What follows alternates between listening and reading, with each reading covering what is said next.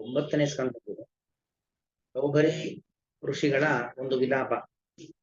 ಅಹೋ ಇಮಂ ಪಶ್ಯತ ಮೇ ವಿನಾಶಂ ತಪಸ್ವಿನಸ್ತೌರತಸ್ಯ ಅಂತರ್ಜನೆ ವಾರಿಚರ ಪ್ರಸಂಗಾತ್ ಪ್ರಸ್ರಾವಿತಂ ಬ್ರಹ್ಮಚಿರಂ ಧೃತಂ ಯತ್.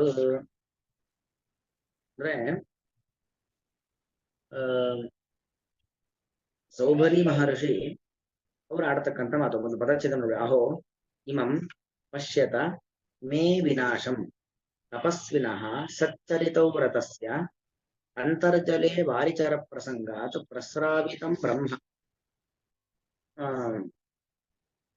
ಚಿರಂ ಧೃತಂ ಯತ್. ಅಂದ್ರೆ ಇದು ಏನು ಪ್ರಸಂಗ ಅಂತ ಹೇಳಿದ್ರೆ, ಸೌಭರಿ ಋಷಿಗಳು ಅಂದ್ರೆ ಅವರೇನೋ ಇಲ್ಲಿ ಇಂದ್ರಿಯ ಭ್ರಷ್ಟರಾದರು ಅಂತ ಅಲ್ಲ. ಅವರಿಗೆ ತಮ್ಮ ಸಾಧನೆಯಿಂದ ಗೊತ್ತಾಗತ್ತೆ, ನನಗಿನ್ನೂ ನನ್ನ ಪ್ರಾರಬ್ಧ ಕರ್ಮ ಕಳಿಬೇಕು ಅಂತ ಆದ್ರೆ 50 ಜನ್ಮವನ್ನು ನಾನು ಪಡಿಬೇಕು ಅಂತ ಗೊತ್ತಾಗತ್ತೆ. ಅದಕ್ಕೇನ್ ಮಾಡ್ತಾರೋ ಅವರು ಒಂದು ಉಪಾಯವನ್ನ ಮಾಡ್ತಾರೆ. ಒಂದೇ ಜನ್ಮದಲ್ಲಿ 50 ಶರೀರಗಳನ್ನ ತೆಗೆದುಕೊಂಡು ಆ 50 ಬಾರಿ ಹುಟ್ಟಿ ಏನು ಪ್ರಾರಬ್ಧಗಳನ್ನ ಕಳ್ಕೊಳ್ಬೇಕಿತ್ತು ಅದೆಲ್ಲವನ್ನು ಕೂಡ ಒಂದೇ ಜನ್ಮದಲ್ಲಿ ಕಳೆದುಕೊಳ್ಳಿಕ್ಕೋಸ್ಕರವಾಗಿ ನಡೆದಂತ ಒಂದು ಘಟನೆ. ಮತ್ತು ಅದೊಂದು ದೈವಿ ಕಾರ್ಯ, ಅವರ ತಪಶಕ್ತಿಯಿಂದ ನಡೆದಂತ ಒಂದು ಕೆಲಸ. ಅದನ್ನ ಪಕ್ಕಕ್ಕಿಟ್ಟು ಸಾಮಾನ್ಯ ಒಂದು ಋಷಿ ಅಂತ ನೋಡೋದು ಅಂತಾದ್ರೆ ಸೌಭರಿ ಋಷಿಗಳು ಅವರು ಪಶ್ಚಾತ್ತಾಪದಿಂದ ಆಡತಕ್ಕಂಥ ಒಂದು ಮಾತು ಅಂದ್ರೆ, ಅವರು ಒಳ್ಳೆ ತಪಸ್ವಿಗಳು. ಅಂತಹ ತಪಸ್ವಿಗಳಾಗಿರ್ತಕ್ಕಂತಹ ಸೌಭರಿಗಳು ಒಮ್ಮೆ ನೀರಿನಲ್ಲಿ ಆ ಯಮುನಾ ನದಿಯಲ್ಲಿ ಸ್ನಾನಕ್ಕೆ ಅಂತ ಹೋಗ್ತಾರೆ. ಅದು ಏನು ಸ್ನಾನ ಮಾತ್ರ ಅಲ್ಲ, ಜಲಸ್ತಂಭನ ಮಾಡಿಕೊಂಡು ತಪಸ್ಸನ್ನ ಮಾಡ್ತಾ ಇರತಕ್ಕಂಥ ಸಂದರ್ಭ. ಜಲಸ್ತಂಭನ ಮಾಡಿಕೊಂಡು ಅದರ ನೀರಿನಲ್ಲಿ ಯಾವುದೇ ರೀತಿಯಲ್ಲ ತೊಂದರೆ ಆಗದಂತೆ ಅವರು ತಪಸ್ಸನ್ನ ಮಾಡ್ತಾ ಇರ್ತಾರೆ. ಆ ಸಂದರ್ಭದಲ್ಲಿ 2 ಮೀನುಗಳು, ಮತ್ಸ್ಯ 2 ಮೀನುಗಳು ಪ್ರಣಯ ಸುಖದಲ್ಲಿ ಇರುತ್ತವೆ. ಅಂದ್ರೆ ಒಂದು ಗಂಡು ಮೀನು ಒಂದು ಹೆಣ್ಣು ಮೀನು ಒಟ್ಟಾಗಿರ್ತಕ್ಕಂಥ ಒಂದು ಪ್ರಸಂಗವನ್ನ ನೋಡ್ತಾರೆ. ನೋಡಿ ಇವರ ಮನಸ್ಸಿನಲ್ಲಿ ಕಾಮೋದ್ರೇಕವಾಗತ್ತೆ. ಅವೆರಡು ಎಷ್ಟು ಉತ್ತಮವಾದ ದಾಂಪತ್ಯ ಜೀವನವನ್ನ ನಡೆಸ್ತಾ ಇದ್ದಾವೆ, ನಾನೂ ಕೂಡ ಇದೇ ರೀತಿಯಲ್ಲಿ ಸ್ತ್ರೀ ಸುಖವನ್ನ ಪಡಿಬೇಕು ಅನ್ನೋ ಭಾವನೆಯನ್ನ ಹೊತ್ತು ಅವರೇನ್ ಮಾಡ್ತಾರೆ, ಮಾಂಧಾತೃ ಎಂಬುದಾಗಿ ಒಬ್ಬ ಚಕ್ರವರ್ತಿ, ಆ ಸಂದರ್ಭದಲ್ಲಿ ರಾಜ್ಯವನ್ನ ಆಳ್ತಕ್ಕಂಥ ಒಬ್ಬ ರಾಜ, ಅವನಿಗೆ 50 ಜನ ಹೆಣ್ಣು ಮಕ್ಕಳು ಇರ್ತಾರೆ. ಮಾಂಧಾತೃವಿಗೆ 50 ಜನ ಹೆಣ್ಣು ಮಕ್ಕಳು. ಆ 50 ಜನ ಹೆಣ್ಣು ಮಕ್ಕಳನ್ನು ಇವರು ಮದುವೆ ಆಗ್ತಾರೆ. ಸೌಭರಿ ಋಷಿಗಳು ಮದುವೆ ಆಗೋದು ಅಂದ್ರೆ ಏನೋ ಒಬ್ಬರೇ ಮದುವೆ ಆಗುವುದಿಲ್ಲ. ಅಂದ್ರೆ ಅವರೊಬ್ಬರೇ ಅವರ ಯೋಗ ಶಕ್ತಿಯಿಂದಾಗಿ 50 ಶರೀರವನ್ನ ಮಾಡ್ಕೊಳ್ತಾರೆ. ಹೇಗೆ ಕೃಷ್ಣ 16,100 ಜನರನ್ನ ಮದುವೆ ಆದಾಗ ಅಷ್ಟೂ ಜನ ಕನ್ಯೆಯರ ಜೊತೆಗೆ ಪ್ರತ್ಯೇಕವಾದ ಮನೆಗಳಲ್ಲಿ ಪ್ರತ್ಯೇಕವಾದ ರೂಪಧಾರಣೆಯನ್ನು ಮಾಡಿಕೊಂಡು ಸಂಸಾರವನ್ನ ನಡೆಸಿದ್ದ ದೃಶ್ಯವನ್ನ ನಾರದರು ನೋಡಿ ವರ್ಣನೆ ಮಾಡ್ತಾರೆ. ಹಾಗೆ ಸೌಭರಿ ಋಷಿಗಳು ಏನು ಮಾಡ್ತಾರೆ, 50 ಕನ್ಯೆಯರನ್ನ ಮದುವೆಯಾಗಿ 50 ಮನೆಗಳಲ್ಲಿ 50 ಪ್ರತ್ಯೇಕ ರೂಪಗಳಲ್ಲಿ ಸಂಸಾರ ಮಾಡ್ತಾರೆ. ಅಲ್ಲಿ ಸಂತಾನೋತ್ಪತ್ತಿ ಆಗತ್ತೆ. ಅಂದ್ರೆ 50ರಲ್ಲಿ ಎಷ್ಟು ಒಟ್ಟು 50,000 ಮಕ್ಕಳು ಅಂತ ಅಲ್ಲಿ ನಮ್ಗೆ ಇದೆಲ್ಲ ಹೇಳ್ತಕ್ಕಂಥದ್ದು ಭಾಗವತ. 50 ಜನ ಹೆಂಡತಿಯರು, 50 ಜನ ಹೆಂಡತಿಯರಲ್ಲಿ ಒಟ್ಟು 50,000 ಮಕ್ಕಳು. ಅಂದ್ರೆ ಒಬ್ಬೊಬ್ಬರಲ್ಲೂ ಕೂಡ 1,000 ಮಕ್ಕಳು, 500 ಗಂಡು ಮಕ್ಕಳು 500 ಹೆಣ್ಣು ಮಕ್ಕಳು. ಈ ಪ್ರಕಾರವಾಗಿ ಏನಾಗ್ತಾರೆ, ಅಷ್ಟು ಜನ ಮಕ್ಕಳು ಹುಟ್ಟುತ್ತಾರೆ. ಅಂತೂ ಒಂದು ಸಣ್ಣ ಪ್ರಸಂಗ, ಒಂದು ಗಂಡು ಮೀನು ಒಂದು ಹೆಣ್ಣು ಮೀನನ್ನ ಜೊತೆಯಾಗಿ ಇದ್ದದ್ದನ್ನ ನೋಡಿ ತಪಸ್ವಿಯಾಗಿರ್ತಕ್ಕಂಥ ಸೌಭರಿ ಋಷಿಗಳು ದೊಡ್ಡ ಸಂಸಾರವನ್ನೇ ಕಟ್ಕೊಂಡು ಬಿಡುತ್ತಾರೆ.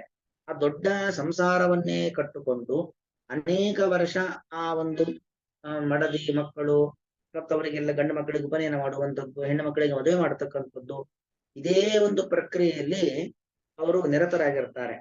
ಆಗ ಅವರು ಆಡ್ತಕ್ಕಂಥ ಒಂದು ಮಾತು, ಅಹೋ ಇಮಂ ಪಶ್ಯತ ಮೇ ವಿನಾಶಂ. ಅಹೋ ಅಂದ್ರೆ ಒಂದು ಆಶ್ಚರ್ಯ, ನಾನು ಎಂತ ದೊಡ್ಡ ತಪಸ್ವಿಯಾಗಿರ್ತಕ್ಕಂಥ ನಾನು ಕೇವಲ 2 ಮೀನುಗಳು ಒಟ್ಟಿದ್ದನ್ನ ನೋಡಿ ಈ ಒಂದು ಸಂಸಾರ ಸುಖವನ್ನ ವಹಿಸಿ ಇಲ್ಲಿ ಬಂದು ನಾನು ಸಂಸಾರದಲ್ಲಿ ಬಿದ್ದಿದ್ದೇನಲ್ವಾ. ಮೇ ವಿನಾಶಂ ಪಶ್ಯತ ಮೇ, ನಾನೆಂತವನು ತಪಸ್ವಿನಃ, ಮೇ ಅನ್ನು ಷಷ್ಠಿ ಭಕ್ತಿ, ಅದಕ್ಕೆಲ್ಲ ವಿಶೇಷಣ.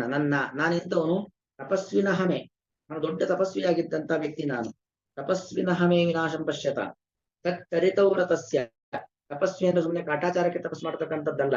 ಸಚ್ಚರಿತ ವ್ರತ, ಒಳ್ಳೆ ಚಾರಿತ್ರ್ಯ ಇತ್ತು, ಒಳ್ಳೆ ವ್ರತ. ವ್ರತ ಅಂದ್ರೆ ದೀಕ್ಷೆ.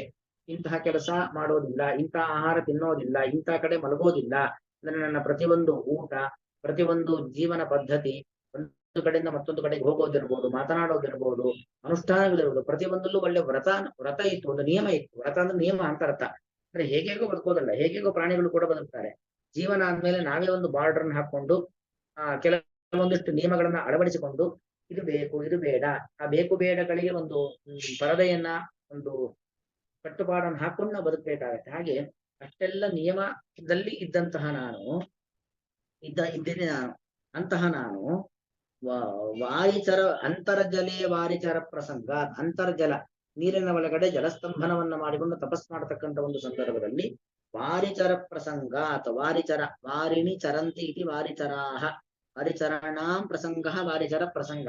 ನೀರಿನಲ್ಲಿ ಸಂಚಾರ ಮಾಡತಕ್ಕಂಥ ಎರಡು ಮೀನುಗಳು, ಅವುಗಳ ಪ್ರಕೃಷ್ಟವಾದ ಸಂಘ ಅಂದ್ರೆ ಅವೆರಡು ಕೂಡ ಆ ತಮ್ಮ ದೇಹ ಸುಖವನ್ನ ಅಥವಾ ದಾಂಪತ್ಯ ಜೀವನದ ಸುಖವನ್ನ ಅನುಭವಿಸ್ತಕ್ಕಂಥ ಒಂದು ಸಂದರ್ಭ. ಅಂದ್ರೆ ಪ್ರಾಣಿಗಳಲ್ಲಿ ದಾಂಪತ್ಯ ಜೀವನ ಅಂತ ಇರೋದಿಲ್ಲ, ಒಂದು ಗಂಡು ಒಂದು ಹೆಣ್ಣ, ಅವರಿಬ್ರು ಒಟ್ಟಿಗೆ ಇರತಕ್ಕಂಥ ಒಂದು ಪ್ರಕೃಷ್ಟವಾದ ಸಂಘ.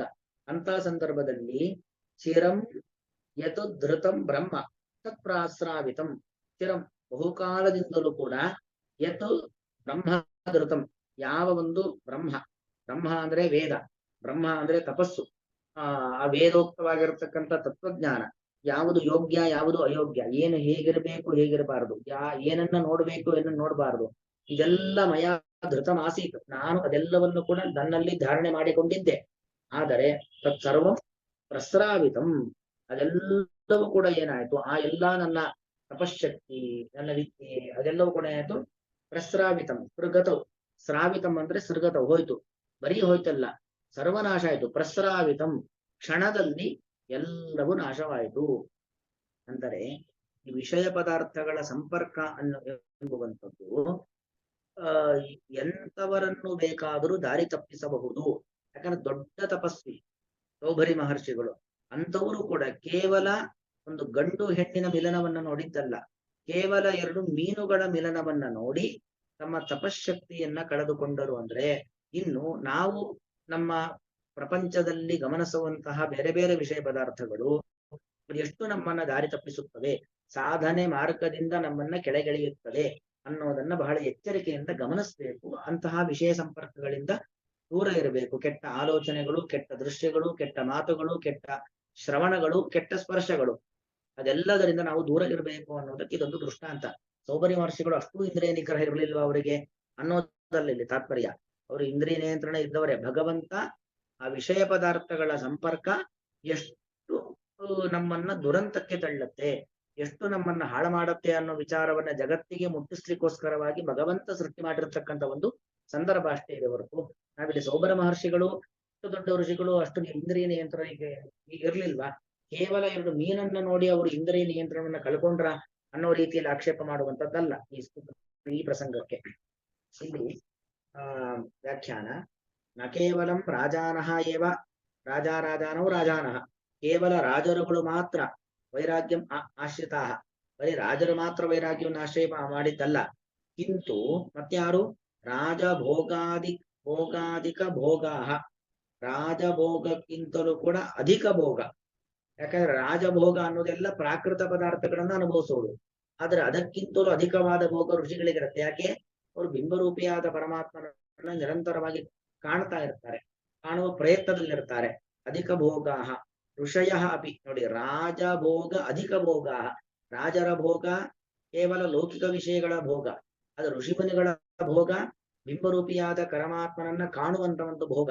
ಅಂತಹ ಒಂದು ಭೋಗ ಜೀವನದಲ್ಲಿ ಇದ್ದಂತ ಋಷಯ ಅಪಿ, ಅಂತ ಋಷಿಗಳು ಕೂಡ ವೈರಾಗ್ಯವನ್ನೇ ಪ್ರಾರ್ಥನೆ ಮಾಡಿದ್ರು. ಇತ್ಯಾಶಯೇನ ಋಷಿ ಪ್ರವರಸ್ಯ, ಋಷಿ ಪ್ರವರ ಅಂದ್ರೆ ಋಷಿ ಶ್ರೇಷ್ಠ, ಋಷಿ ಶ್ರೇಷ್ಠರಾಗಿರುವಂತಹ ಸೌಭರೇಹೇ ವಿರಾಗ ಪ್ರಕಾರಂ ದರ್ಶಯತಿ. ಸೌಭರಿ ಮಹರ್ಷಿಗಳು ಯಾವ ರೀತಿಯಲ್ಲಿ ವಿರಕ್ತಿಯನ್ನು ಹೊಂದಿದರು ಅನ್ನೋದನ್ನ ತೋರಿಸ್ತಾ ಇದ್ದಾರೆ. ಅಹೋ ಇಮಂ ಎಂಬ ಶ್ಲೋಕದ ಮೂಲಕವಾಗಿ. ಯಥಾಹು ಯದ್ಗಾರ್ಹಸ್ಥ್ಯಂತು ಸಮೀಕ್ಷ್ಯ ಸಪ್ತದ್ವೀಪಪತಿ ಪತಿ ವಿಸ್ಮಿತಃ ಕಂಬಂ ಅಜಹಾತ್ ಸಾರ್ವಭೌಮ ಶ್ರಿಯಾನ್ವಿತಂ ಯದ್ಗಾರ್ಹಸ್ಥ್ಯಂ ತು ಸಮೀಕ್ಷ್ಯ ಸಪ್ತದ್ವೀಪವತೀಪತಿ.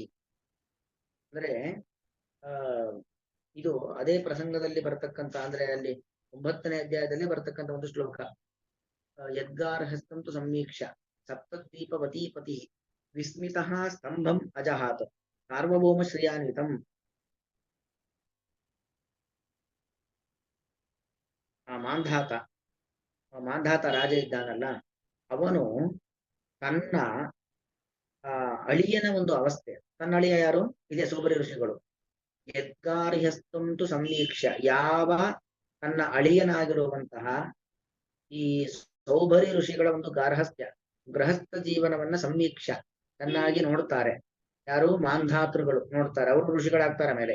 ನೋಡಿ, ಸಪ್ತದ್ವೀಪವತೀಪತಿ, ಮಾಂಧಾತೃ ಅಂದ್ರೆ ದೊಡ್ಡ ರಾಜ, ಆಮೇಲೆ ಋಷಿಗಳಾಗಿ ಬದಲಾವಣೆ ಆಗ್ತಾರೆ ಅವರು.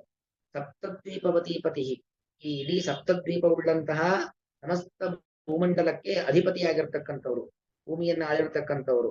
ವಿಸ್ಮಿತಃ ಸ್ತಂಭಂ ಅಜಹಾತ್, ಅವರು ಆ ಸೌಭರಿ ಋಷಿಗಳ ಆ ಒಂದು ದಾಂಪತ್ಯ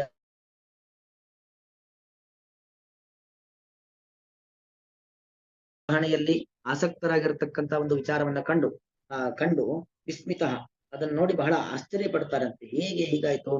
ಸ್ತಂಭಂ ಅಜಹಾತ್, ಸ್ತಂಭ ಅಂದ್ರೆ ಅಹಂಕಾರ, ಅಂದ್ರೆ ಅಹಂಕಾರ ನಿಮಿತ್ತಕವಾದ ಕರ್ತವ್ಯ ಅಕರಣ ಅಂದ್ರೆ ಅರ್ಥ ಏನು? ಅಹಂಕಾರ ಅಂತ ಅರ್ಥ. ಅಂದ್ರೆ ಯಾವತ್ತೂ ಕೂಡ ಸಂಪತ್ತಿದ್ದಾಗ ಮಾಡಬಾರದನ್ನ ಮಾಡುವಂಥದ್ದು, ಮಾಡಬೇಕಾದದನ್ನ ಬಿಡುವಂಥದ್ದು, ಇಂಥದ್ದೆಲ್ಲ ರಾಜರಲ್ಲಿ ಇರುತ್ತೆ. ಆದ್ರೆ ಅವರಿಗೆ ಮಾಂಧಾತೃವಿಗಂತವ್ರು ಅಂತದ್ದಿರಲಿಲ್ಲ. ಅಂತೂ ಅವರು ತನ್ನಲ್ಲಿ ಇದ್ದಂತ ಎಲ್ಲಾ ಸಂಪತ್ತಿನ ವ್ಯಾಮೋಹವನ್ನ ಬಿಟ್ರು ಅಂತ ಅರ್ಥ. ಸ್ತಂಭ ಶಬ್ದಕ್ಕೆ ನಿಜವಾಗ ಅರ್ಥ ಅಹಂಕಾರ ಅಂತ ಅರ್ಥ. ಅವ್ರಿಗೂ ಕೂಡ ಇಡೀ ಭೂಮಂಡಲದಲ್ಲಿ ನಾನೇ ಅತ್ಯಂತ ಶ್ರೇಷ್ಠ, ಅತ್ಯಂತ ಸುಖಿ ಜೀವಿ ಎಂಬತಕ್ಕಂಥ ಒಂದು ದರ್ಪ ಇತ್ತು, ಸ್ತಂಭ ಇತ್ತು, ಅಹಂಕಾರ ಇತ್ತು. ಸಾರ್ವಭೌಮ ಶ್ರಿಯಾನ್ವಿತ, ಯಾಕೆ ಸಾರ್ವಭೌಮ ಶ್ರಿಯ, ಸಕಲ ಭೂಮಂಡಲದ ಒಂದು ಶ್ರೀ ಸಂಪತ್ತು, ಅದರಿಂದ ಅನ್ವಿತರಾಗಿದ್ದ ಯಾರು? ಮಾಂಧಾತೃ ರಾಜ. ಅದರಿಂದ ಕೂಡಿರತಕ್ಕಂಥ ರಾಜ ಈ ತನ್ನ ಅಳಿಯನಾಗಿರತಕ್ಕಂಥ ಸೌಭರಿಯನ್ನ ನೋಡಿ ಸ್ತಂಭಂ ಅಜಹಾತ್, ಅಹಂಕಾರವನ್ನ ಪರಿತ್ಯಾಗ ಮಾಡ್ದ. ಅಂದ್ರೆ ಎಲ್ಲ ರಾಜರುಗಳು, ಋಷಿಗಳು ಪ್ರತಿಯೊಬ್ಬರೂ ಕೂಡ ವಿರಕ್ತಿಯನ್ನೇ ಪ್ರಾರ್ಥನೆ ಮಾಡಿದ್ರು, ವಿರಕ್ತರಾಗಿ ಜೀವನ ನಡೆಸಿದ್ರು ಹೊರತು ಯಾರೂ ಕೂಡ ಯಾವುದರಲ್ಲೂ ಕೂಡ ರಕ್ತರಾಗಿಲ್ಲ, ಆಸಕ್ತರಾಗಿಲ್ಲ ಅನ್ನೋದು ಇದರ ಅಭಿಪ್ರಾಯ. ಯದ್ಗಾರ್ಹ್ಯಸ್ತಂತು ಸಮೀಕ್ಷ ಸಪ್ತದ್ವೀಪವತೀಪತಿ ವಿಸ್ಮಿತ ಸ್ತಂಭಮತಃ ಸಾರ್ವಭೌಮ ಶ್ರಿಯಾನ್ವಿತಂ. ಶ್ಲೋಕದ ಅನ್ವಯ ಹೇಳ್ತೀನಿ ನೋಡಿ. ಅಹೋ, ಆಶ್ಚರ್ಯಕರವಾದ ಇಮಂ ಮೇ ವಿನಾಶಂ, ಈ ನನ್ನ ವಿನಾಶವನ್ನು, ಅಥವಾ ತಪಸ್ವಿಯಾದ ಸಚ್ಚರಿತವ್ರತಸ್ಯ, ಉತ್ತಮವಾದ ಅನುಷ್ಠಾನಯುಕ್ತವಾಗಿರುವಂತಹ ಮೇನನ್ನ, ಇಮಂ ವಿನಾಶಂ, ಈ ವಿನಾಶವನ್ನು ಪಶ್ಯತ ನೋಡಿರಿ. ಅಂತರ್ಜಲೆ, ನೀರಿನ ಒಳಗಡೆ, ವಾರಿಚರ ಪ್ರಸಂಗ, 2 ಮೀನುಗಳ ಪ್ರಕೃಷ್ಟವಾದ ಸಂಗದ ದೆಸೆಯಿಂದ, ಅಂದ್ರೆ ಅದನ್ನ ನೋಡುವಿಕೆಯಿಂದಾಗಿ, ಚಿರಂ ಬಹುಕಾಲದಿಂದ, ಯತ್ ಬ್ರಹ್ಮಧೃತಂ, ಯಾವ ಒಂದು ತಪಶಕ್ತಿ, ಬ್ರಹ್ಮ ಅಂದ್ರೆ ತಪಶಕ್ತಿ, ಯಾವ ಒಂದು ತಪಶಕ್ತಿ ಇತ್ತೋ ಅದು ಪ್ರಸ್ರಾವಿತಂ, ಚೆನ್ನಾಗಿ ನಾಶವಾಗಿದೆ, ಸೋರಿ ಹೋಗಿದೆ, ನನ್ನ ತಪಶಕ್ತಿ ಎಲ್ಲವೂ ಕೂಡ ನಾಶವಾಗಿದೆ. ಹಾಗಾಗಿ ವಿಷಯ ಪದಾರ್ಥಗಳ ಕಡೆಗೆ ಆಕರ್ಷಿತರಾಗಬೇಡಿ ಅನ್ನೋದು ಅಭಿಪ್ರಾಯ. ಓಹೋ ಇಮಂ ಪಶ್ಯತ ಮೇ ವಿನಾಶಂ ತಪಸ್ವಿನಸ್ತತ್ಕರಿತೌರತಸ್ಯ ಅಂತರ್ಜಲೆ ವಾರಿಚರ ಪ್ರಸಂಗಾತ್ ಪ್ರಸ್ರಾವಿತಂ ಬ್ರಹ್ಮ ಚಿರಂ ಧೃತಂ ಯತ್. ಈ ಕೃಷ್ಣಾರ್ಪಣಮಸ್ತು.